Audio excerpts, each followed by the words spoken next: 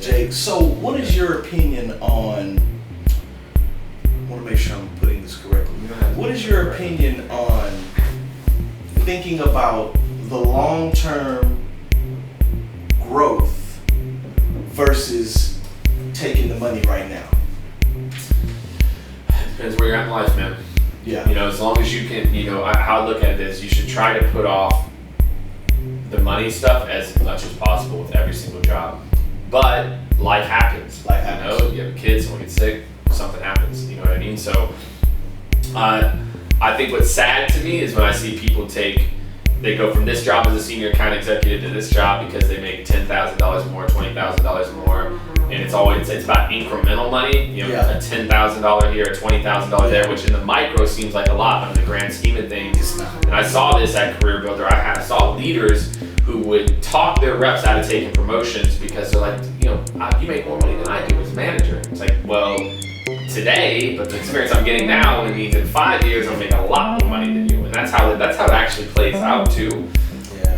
So I think it's very, very situational, man. If you gotta take it for more money, you need to make, whatever. But if you don't, then you should. To me, it's always about growth. Am I gonna grow in this opportunity? Am I gonna learn this opportunity versus taking more money? Somebody put up a post the other day about taking more money when you're young. I don't agree with that at all because what happens is that knowledge compounds. If I move into leadership at 28 and you move into leadership at 35 because you chase the money, I've got 7 years of getting better at leadership and more responsibility that's just going to compound over time. And then you're just there at step one. And yeah, maybe you made more money. So you might have made $300,000 more than I did in that 8 years. But in the next 8 years, I'm going to make $1 million more than you. Yeah. And so I think a lot of people, they don't think like that.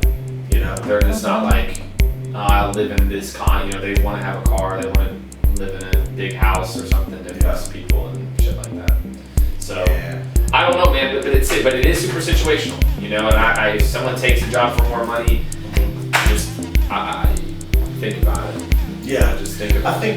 I think you kind of nailed it there when you said it's all about the growth part of it, because being a forward thinker, you may give up maybe a couple grand here, but like you said, in the long haul, you're making that plus. And it's always, and I think the key is just making sure you're finding the right opportunities to grow.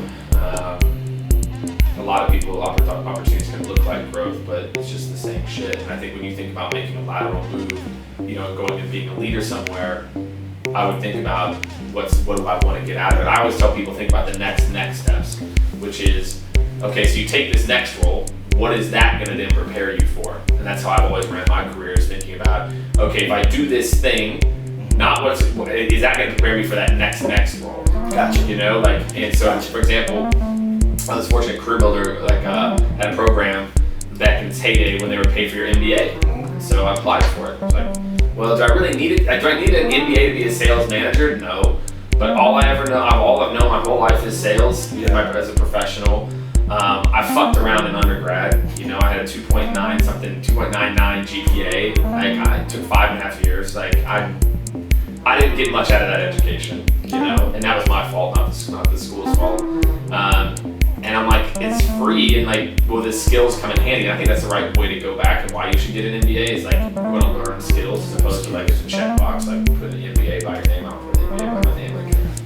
I learned a lot, so it was helpful. That's to me. it, yeah. And so, but I think about, did I need it in that job? No. Did I need it to be a manager? No. But whenever Glassdoor came knocking and had a VP of sales job open, the fact that I had managed a team for 2.5 years successfully, had sold enterprise deals effectively, and I think, look, especially in the coast, California is did you go to Stanford or Berkeley or whatever, or this, and I think if I just had went to Missouri State undergrad and didn't have an MBA, Arizona State's not like Stanford by any means, but it's, it's a Pac-12 school, it's a big school, and I don't know, maybe I wouldn't have got the interview.